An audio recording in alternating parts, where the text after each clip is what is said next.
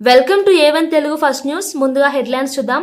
CM Chandrababu అధ్యక్షతన data ఆధారిత పాలన సదస్సు. హాజరైన మంత్రులు, కార్యదర్శులు, హెచ్ఓడీలు, జిల్లా కలెక్టర్లు, ఎస్పీలు. డేటా ఆధారిత పాలన అనేది ఇప్పుడు అత్యంత కీలకమైన అంశంగా మారింది అన్న సీఎం చంద్రబాబు. జూబ్లీహిల్స్ ఉప ఎన్నిక సర్వేలపై కిషన్ రెడ్డి ఆసక్తికర వ్యాఖ్యలు. జూబ్లీహిల్స్ ఉప ఎన్నికలో గెలుపెవరిదో సర్వేల్లో తేలడం లేదన్న కిషన్ రెడ్డి. 2 ఏళ్ల కాంగ్రెస్ పాలనపై ప్రజల్లో తీవ్ర వ్యతిరేకత కనిపిస్తోందని వ్యాఖ్య.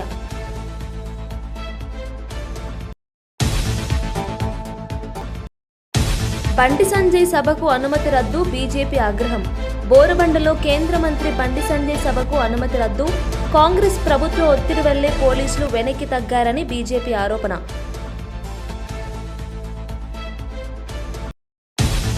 విశాఖలో గూగుల్ డేటా సెంటర్ విషయంలో జగన్ హాట్ కామెంట్స్. గూగుల్ విషయంలో చంద్రబాబు క్రెడిట్ చోరీ చేశారు. అసలు చంద్రబాబు చేసింది ఏముందన్న జగన్.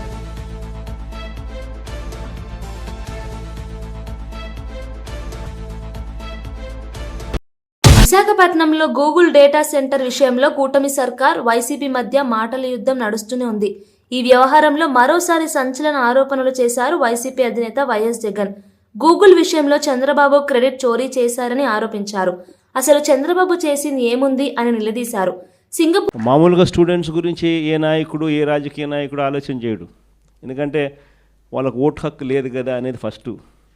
కానీ వాళ్ళే రేపొద్దున భవిష్యత్తు అనే ఆలోచన చేయగలిగిన వాడు మాత్రమే రాజకీయ నాయకుడు కాదు, లీడర్ అవుతాడు.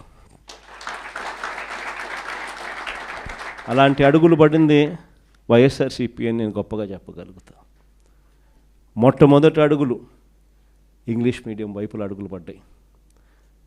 బడులు మార్చాలి. గవర్నమెంట్ బడులలో చదివే పిల్లలు కాంపిటేటివ్గా ఒక ఆస్పిరేషన్గా ఎవరైనా కూడా why should anybody go to Narayana, why should anybody go to Chaitanya, why should anybody go to any private పెద్ద స్కూలు. మన గవర్నమెంట్ స్కూళ్ళు ఎందుకు అలా లేవు? మన గవర్నమెంట్ స్కూళ్ళు ఎందుకు ప్రైవేట్ స్కూళ్ళతో పోటీ పడే పరిస్థితి ఎందుకు లేదు? గవర్నమెంట్ స్కూళ్ళ ప్రైవేట్ స్కూళ్ళతో పోటీ పడే పరిస్థితి వచ్చినప్పుడు, లేదా ప్రైవేట్ స్కూల్సే గవర్నమెంట్ స్కూల్స్తో పోటీ పడే పరిస్థితి తీసుకొచ్చినప్పుడు అప్పుడు పేదవాడి జీవితం బాగుపడుతుంది అన్నది మొట్టమొదటి సీడ్ అక్కడి నుంచి పడింది. కంపల్సరీ ఇంగ్లీష్ మీడియం స్కూల్స్ మార్చాం. 3వ తరగతి నుంచే టోఫుల్ను ఒక పీరియడ్గా తీసుకొచ్చినాం. 3వ తరగతి నుంచి సబ్జెక్ట్ టీచర్ కాన్సెప్ట్స్ని తీసుకొచ్చినాం. ప్రతి పిల్లాడి చేతిలోనూ ఆక్స్ఫర్డ్ డిక్షనరీ కూడా బుక్కులతో పాటు ఇచ్చినాం, తెలుగు టు ఇంగ్లీష్ ట్రాన్స్లేషన్కు ఫెసిలిటేట్ చేస్తూ. ప్రతి పిల్లాడికి కూడా 8వ తరగతికి వచ్చేసరికి ట్యాబులు చేతిలో పెట్టి ఆ పిల్లాడిని గొప్పగా ప్రైవేట్ స్కూల్స్తో కన్నా ఇంకా బెటర్ ఎడ్యుకేషన్ ఇచ్చే విధంగా అడుగులు వేయించే కార్యక్రమం చేసాం. ఏకంగా ఐబీని తీసుకొచ్చి మన గవర్నమెంట్ స్కూల్లో మన పిల్లలకు పరిచయం చేసాం. ఐబీ వాళ్ళు జెనీవా నుంచి వచ్చి మన స్టేట్ గవర్నమెంట్తో పనిచేయడం మొదలుపెట్టారు. 2025 first class, 2026 second class, 2027 third class and so on and so fourth పెట్టుకుంటూ 2035కి వచ్చేసరికి మన పిల్లలు 10th క్లాస్ ఎగ్జామ్ ఐబీలో రాసే విధంగా ఐబీ జెనీవా వచ్చి స్టేట్ గవర్నమెంట్తో పనిచేయడం మొదలుపెట్టింది. ఆ స్థాయి ఎడ్యుకేషన్ కన్నా మన పిల్లలకు మనం ఇవ్వగలిగితే మన పోటీ అనేది మన ఆంధ్ర కాదు, మన పోటీ అనేది ప్రపంచం మొత్తము మన పిల్లలు పోటీ పడేటప్పుడు ఆ ప్రపంచంతో పోటీ పడే చదువులు మన పిల్లలకు అక్కడి నుంచి స్టార్ట్ అవుతున్నాయా లేదా అన్నది ది మోస్ట్ ఇంపార్టెంట్ ఆస్పెక్ట్ అవుతుంది.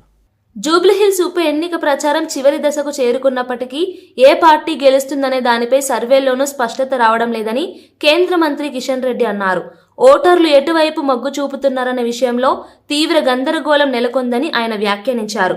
సోమాజిగూడ ప్రెస్ క్లబ్లో నిర్వహించిన మీట్ ది ప్రెస్ కార్యక్రమంలో ఆయన మాట్లాడుతూ ఆయన ఈ వ్యాఖ్యలు చేశారు. నిర్వహించలేదు కాబట్టి నేను ఆ సర్వేలను విశ్వసించడం లేదు. జూబ్లీహిల్స్కి సంబంధించి ఈ ఉప ఎన్నిక మరి ఆ కాన్స్టిట్యున్సీకి సంబంధించి చాలా ప్రాధాన్యత ఉన్నది. స్వాతంత్రం వచ్చినప్పటి నుంచి అనేక సంవత్సరాల పాటు కాంగ్రెస్ పార్టీ జూబ్లీహిల్స్లో ప్రాతినిధ్యం వహించింది. 2014 నుంచి ఆ తర్వాత బీఆర్ఎస్ పార్టీ కంటిన్యూగా ఈ 11 సంవత్సరాలు అక్కడ నుంచి ఎమ్మెల్యేగా ఉన్నారు. కార్పొరేటర్స్ కూడా ఉన్నారు. కానీ ఈరోజు చాలామంది కొంతమంది ముఖ్యమైనటువంటి వ్యక్తులు మీడియా జూబ్లీహిల్స్ గల్లీలో తిరుగుతున్నప్పుడు మరి ఆ యొక్క డెవలప్మెంట్లో జరిగినటువంటి నిర్లక్ష్యాన్ని చూసి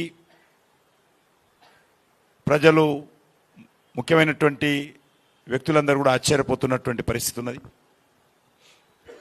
అనేక బస్తీలు 365 రోజులు ఓవర్ఫ్లో అవుతున్న విషయం, రోడ్లు భయంకరమైనటువంటి పరిస్థితి, డ్రింకింగ్ వాటరు మరి పరిశుభ్రంగా లేకుండా డ్రైనేజ్ కలుస్తున్నటువంటి విషయం, నెలల తరబడి వెలుగనటువంటి వీధి లైట్లు ఈరోజు అక్కడ మనకు కనిపిస్తూ ఉంది. ముఖ్యంగా బోడబండ కానీ రేమత్ నగర్ కానీ కొంతపాటు ఎర్రగడ్డ కానీ యూసుఫ్ గూడ కానీ. రాష్ట్ర విద్యాశాఖ మంత్రి నారా లోకేష్ నెల్లూరు పర్యటనకు బయలుదేరగా జిల్లా టీడీపీ నాయకులు ఘన స్వాగతం పలికారు.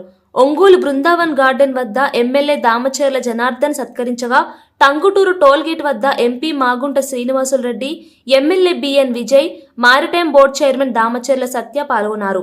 ప్రజలు భారీ సంఖ్యలో తరలివచ్చి లోకేష్ కు హర్షాతిరేక స్వాగతం తెలిపారు. లోకేష్ మాట్లాడుతూ రాష్ట్ర విద్యారంగాన్ని పునరుద్ధరించడమే తన ప్రధాన లక్ష్యమన్నారు. విద్యార్థుల భవిష్యత్తు కోసం పారదర్శక విధానాలతో పనిచేస్తామన్నారు. ఈ రాత్రి ఆయన నెల్లూరు చేరుకోనున్నారు.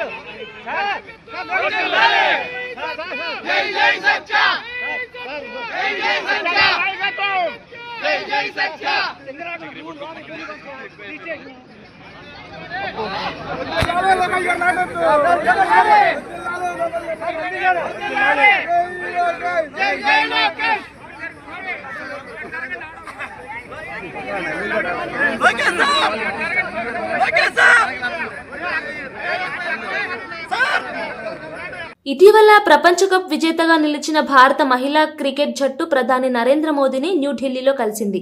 మహిళా క్రీడాకారిణుల ప్రదర్శనను మోదీ ప్రశంసిస్తూ దేశానికి గర్వకారణంగా నిలిచారని అన్నారు.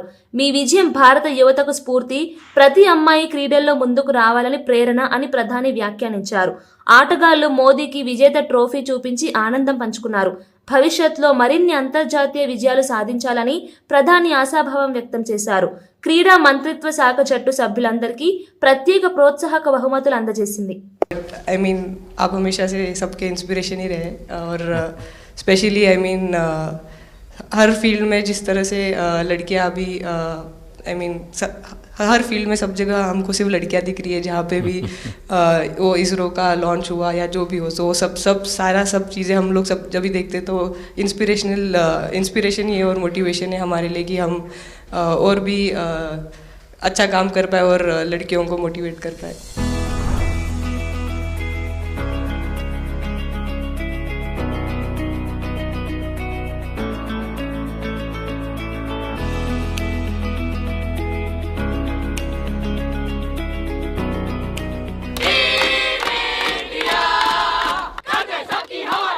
Team India is here to fight.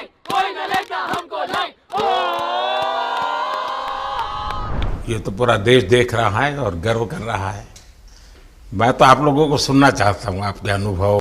Sir I think सबसे बेस्ट बात ये कैंपेन की ये थी कि कोई भी प्लेयर घर जाके उनकी स्टोरीज बताएगा कि किसी का भी कंट्रीब्यूशन कम नहीं था। लास्ट टाइम उन्होंने एक्सपेक्टेशंस कैसे डील करनी है उसके ऊपर बोला था, वो आंसर मेरे दिमाग में हमेशा रहा, और जिस तरह से वो काम और कंपोज रहते वो भी काफ़ी इंस्पायरिंग चीज़ है। आई थिंक जब हम वो 3 मैच हारे, I think a team is actually defined by not how many times you win, but how you can pick yourself up after a fall. And I feel that this team has done that the best. And that's why BJP నేత Bandi Sanjay road షోకు nodal officer అనుమతి ఇచ్చినప్పటికీ బోరబండ పోలీసులు అనుమతిని నిరాకరించడంతో party కార్యకర్తల్లో ఆగ్రహం వెల్లువెత్తింది. ఏర్పాట్లు జరుగుతుండగా అకస్మాత్తుగా పోలీసులు స్టాల్స్, బైకులను నిలిపివేయడంతో ఉద్రిక్తత నెలకొంది. బీజేపీ నేతలు ఇది ప్రజాస్వామ్య హక్కుల ఉల్లంఘన అని విమర్శించారు. రోడ్ షో శాంతియుతంగా జరగనివ్వడం ప్రభుత్వ వైఫల్యమని అన్నారు. పోలీసులు రాజకీయ ఒత్తిడికి లోనై పనిచేస్తున్నారని ఆరోపించారు. ఈ వ్యవహారంపై రాష్ట్ర బీజేపీ నేతలు ఆందోళనకు సిద్ధమవుతున్నారు. మనకు అర్థమైంది ఏంటంటే బీజేపీ యొక్క ప్రచారాన్ని అడ్డుకోవడానికి, బీజేపీ ఇక్కడ గెలుస్తుందనే ఒక భయాందోళనలో కాంగ్రెస్ పార్టీ ఉంది కాబట్టి కాంగ్రెస్ పార్టీ ఇటువంటి కుట్రలు చేసి బీజేపీ యొక్క ప్రచారాన్ని అడ్డుకోవాలని చూస్తున్నది. జూబ్లీహిల్స్ ప్రజలందరూ, ముఖ్యంగా బోరబండ డివిజన్ ప్రజలందరూ కూడా భారతీయ జనతా పార్టీకి ఓటు వేయబోతున్నారు. ఆ ఓటు వేయబోతున్న విషయాన్ని ఈ యొక్క ప్రభుత్వము వాళ్ళ యొక్క ఇంటెలిజెన్స్ ద్వారా తెలుసుకొని బీజేపీ ప్రచారాన్ని అడ్డుకునే ప్రయత్నం చేస్తుంది. మా బండి సంజయ్ గారి ప్రచారాన్ని అడ్డుకునే ప్రయత్నం చేస్తుంది. ఇటువంటి కుట్రలన్నిటినీ కూడా మేము ఖచ్చితంగా తిప్పికొడతాము. ఇక్కడ యువత అంతా కూడా బయటకు వచ్చింది. యువత అంతా కూడా ఈ కాంగ్రెస్ ప్రభుత్వం యొక్క కుట్రల్ని బయటపెట్టి ఈ యొక్క కాంగ్రెస్ ప్రభుత్వానికి బుద్ధి వచ్చేటట్టుగా చేయకపోతే మీరు ఈ యొక్క జూబ్లీహిల్స్లో ఒక్క ఓటర్ దగ్గర కూడా ఒక్క డివిజన్లో కూడా మీరు అడుగు పెట్టారని చెప్పేసి మేము కాంగ్రెస్ పార్టీని హెచ్చరిస్తున్నాం. 4వ తారీఖు అప్లై చేసాము. ఈరోజు 6వ తారీఖు 4 గంటల నుంచి రాత్రి 10 గంటల వరకు ఇక్కడ ర్యాలీ తీసుకోవడానికి, లౌడ్ స్పీకర్లు పెట్టుకోవడానికి పర్మిషన్ వచ్చింది.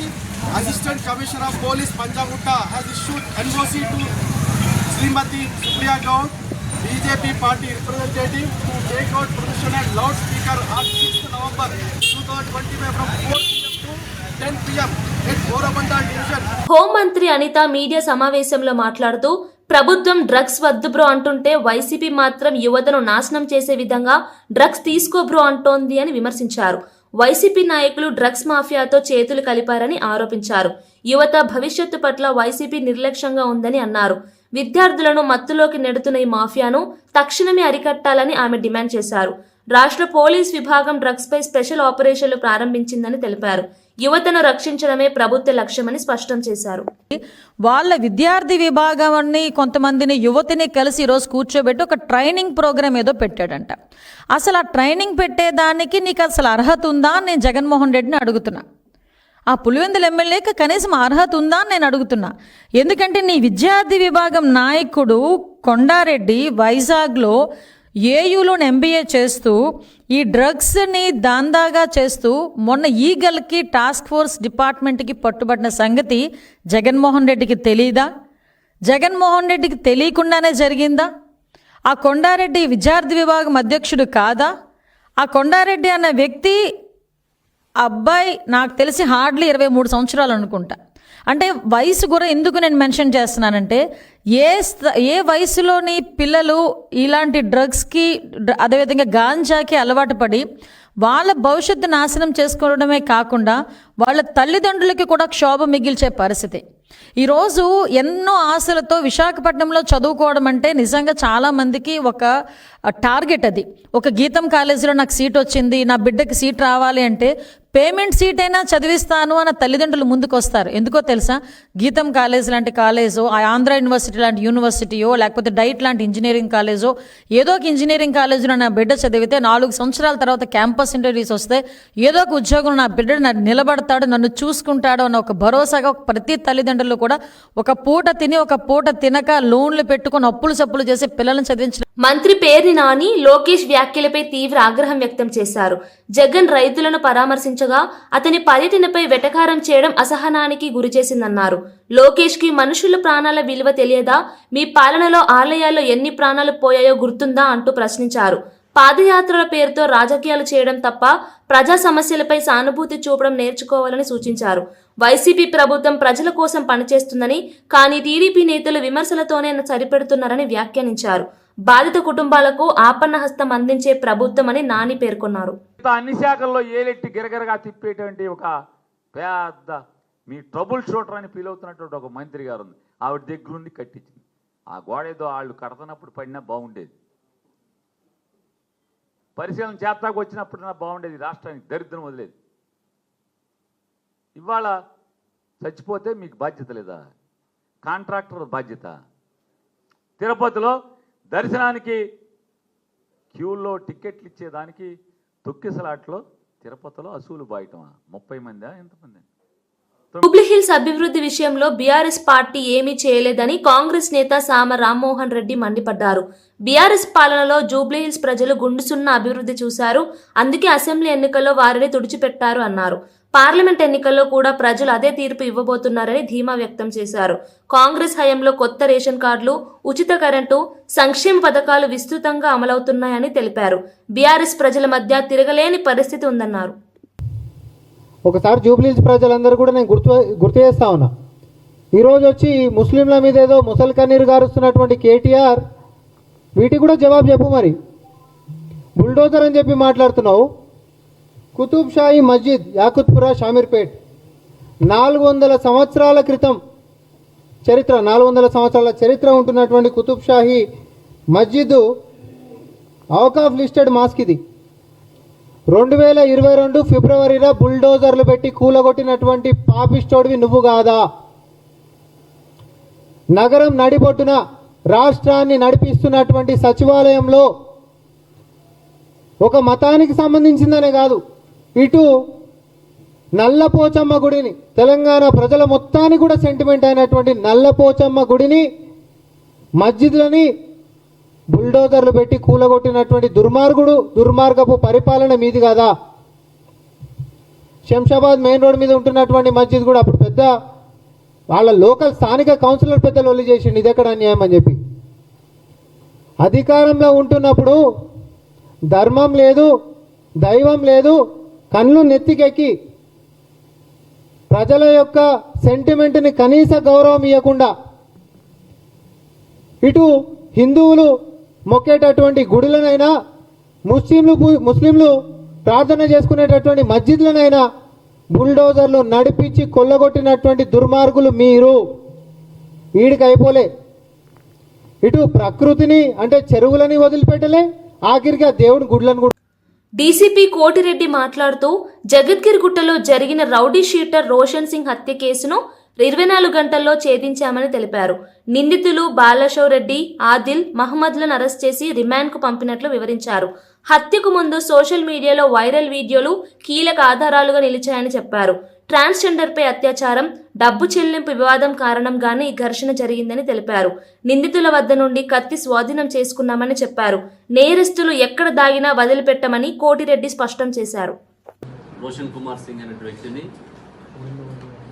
విచక్షణ రహితంగా కత్తులతో పొడిచి చంపడం జరిగింది.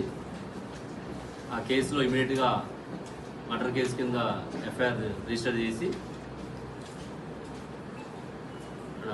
SOT DCP Shobhan Kumar, assistant DCP Vishwaprasad, Balanagar ACP Naresh Reddy, Jayadigutta inspector Venkatesh, Balanagar SOT inspector Siva, entire team అందరూ కూడా ఇమీడియట్గా టీమ్స్ ఫామ్ అయ్యి మనకి, ఎందుకంటే సీసీ ఫుటేజ్లో సోషల్ మీడియాలో వైరల్ అయింది కాబట్టి ఆ పర్సన్స్ ఎవరు అనేది మనకు అప్పుడే తెలిసిపోయింది.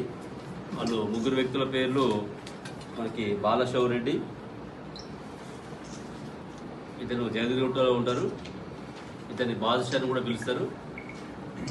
రెండో వ్యక్తి సయ్యద్ మహమ్మద్ జయదిగుట్ట, మూడో వ్యక్తి రేవా ఆదిత్య అలియాస్ ఆదిల్, ఇతను కూడా జయదిగుట్ట. వీళ్ళు 3 కలిసి, వీళ్ళకి ప్రీవియస్ ఎనిమిటీ ఉంది. చనిపోయినటువంటి రోషన్ కుమార్ సింగ్ కూడా ఇక్కడ రౌడీ షీటరు, ఇందులో ఉన్నట్టు ప్రధాన ముద్దాయి బాలశౌర్ రెడ్డి కూడా రౌడీ షీటరు. వీళ్ళ మధ్య చిన్న చిన్న ఇష్యూస్ తోటి ఇల్లీగల్ తిరుపతి జిల్లాలోని కేవీబీపురం మండలం పాతపాలెం వద్ద రాయల చెరువుకు గండి పడటంతో సమీప గ్రామాలకు భారీగా నీరు చేరింది. ఇటీవల కురిసిన వర్షాలతో చెరువు నిండిపోవడంతో కొండల ఊట జలాలు చేరి గండిపడినట్లు అధికారులు తెలిపారు. పాతపాలెం, కలెత్తూరు, అరుంధతివాడ గ్రామాల్లో నీరు ప్రవహిస్తూ పొలాలు మునిగిపోయాయి. అధికారులు అత్యవసర చర్యలు చేపట్టి కాలంగి జలాశయం 3 గేట్లు ఎత్తి నీటిని దిగువకు విడుదల చేశారు. ప్రజలను సురక్షిత ప్రాంతాలకు తరలించారు. రెవెన్యూ, నీటిపారుదల శాఖలు నష్టాలను అంచనా వేస్తున్నారు.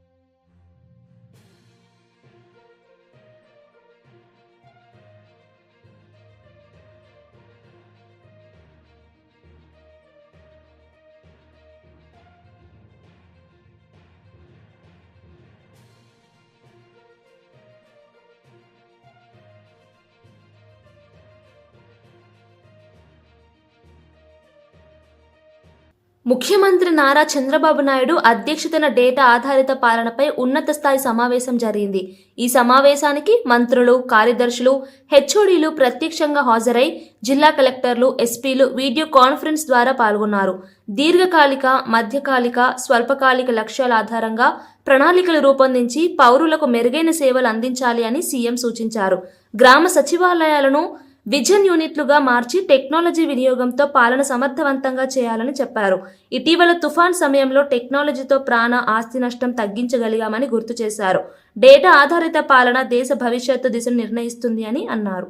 కూడా short term, medium term, long term sustainability దృష్టిలో పెట్టుకుని మనం పనిచేయాల్సిన అవసరం ఉంది. అవన్నీ కూడా ఇప్పుడు మీరు గుర్తుపెట్టుకుంటే 1.5 years నుంచి మనం కొన్ని సిస్టమ్స్ బిల్డప్ చేసాం. టెక్నాలజీ అంతా కూడా అడాప్ట్ చేసుకొని దానివల్ల ఇటీవల కాలంలో ఏదైతే సైక్లోన్ వచ్చిందో ఆ సైక్లోన్ని సమర్థవంతంగా టోటల్ టెక్నాలజీని ఉపయోగించుకొని మనం ముందుకు పోగలిగాం. దానివల్ల చాలా వరకు మనకు మంచి ఫలితాలు వచ్చే పరిస్థితి వచ్చింది.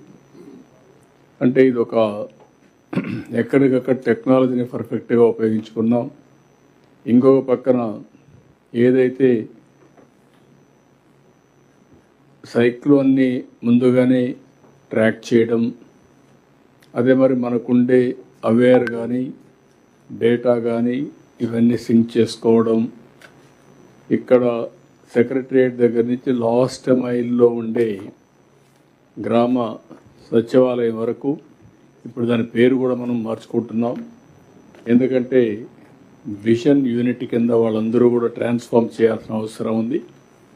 అందుకే ఆ విజన్ యూనిట్ను కూడా మనం సమర్థవంతంగా ఉండే వాళ్ళందరినీ ఉపయోగించుకున్నాం. లైన్ డిపార్ట్మెంట్స్ ఉన్నాయి. జిల్లా, మండల్, కాన్స్టిట్యున్సీ కింది వరకు లైన్ డిపార్ట్మెంట్స్ ఎక్కడికి వస్తే అంతవరకు కూడా అందరినీ యాక్టివేట్ చేసాం. టైం టు టైం అలర్ట్స్ పంపించాం. జూబ్లీహిల్స్ ఉప ఎన్నికల్లో కాంగ్రెస్ విజయం కోసం సీనియర్ నేత, డివిజన్ ఇన్ఛార్జ్ రేణుకా చౌదరి ఆధ్వర్యంలో ప్రచారం జోరుగా కొనసాగుతోంది. మాజీ మున్సిపల్ చైర్పర్సన్ గడ్డం ఇందుప్రియ నేతృత్వంలో వెంగళరావు నగర్, కళ్యాణ్ నగర్, వికాస్ నగర్ ప్రాంతాల్లో డోర్ టు డోర్ ప్రచారం నిర్వహించారు. ప్రజలను కలిసిన రేణుకా చౌదరి చేయి గుర్తుకు ఓటు వేయండి, ప్రజా సంక్షేమం కొనసాగించండి అని పిలుపునిచ్చారు. కాంగ్రెస్ నిరుపేదల పార్టీగా ప్రజల జీవితాల్లో మార్పు తెచ్చిందని ఆమె అన్నారు. ఈ కార్యక్రమంలో ఎమ్మెల్యేలు, నేతలు, యువ కార్యకర్తలు పాల్గొన్నారు.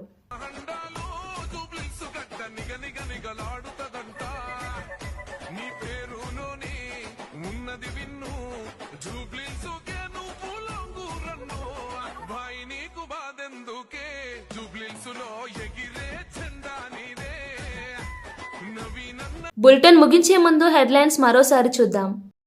సీఎం చంద్రబాబు అధ్యక్షతన డేటా ఆధారిత పాలన సదస్సు. హాజరైన మంత్రులు, కార్యదర్శులు, హెచ్ఓడీలు, జిల్లా కలెక్టర్లు, ఎస్పీలు. డేటా ఆధారిత పాలన అనేది ఇప్పుడు అత్యంత కీలకమైన అంశంగా మారింది అన్న సీఎం చంద్రబాబు. జూబ్లీహిల్స్ ఉప ఎన్నిక సర్వేలపై కిషన్ రెడ్డి ఆసక్తికర వ్యాఖ్యలు. జూబ్లీహిల్స్ ఉప ఎన్నికలో గెలుపెవరిదో సర్వేల్లో తేలడం లేదన్న కిషన్ రెడ్డి 2 ఏళ్ల కాంగ్రెస్ పాలనపై ప్రజల్లో తీవ్ర వ్యతిరేకత కనిపిస్తోందని వ్యాఖ్య.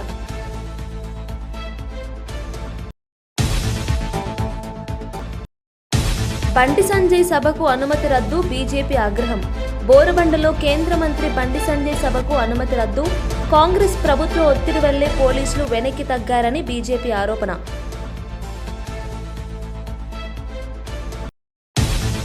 విశాఖలో గూగుల్ డేటా సెంటర్ విషయంలో జగన్ హాట్ కామెంట్స్. గూగుల్ విషయంలో చంద్రబాబు క్రెడిట్ చోరీ చేశారు, అసలు చంద్రబాబు చేసింది ఏముందన్న జగన్.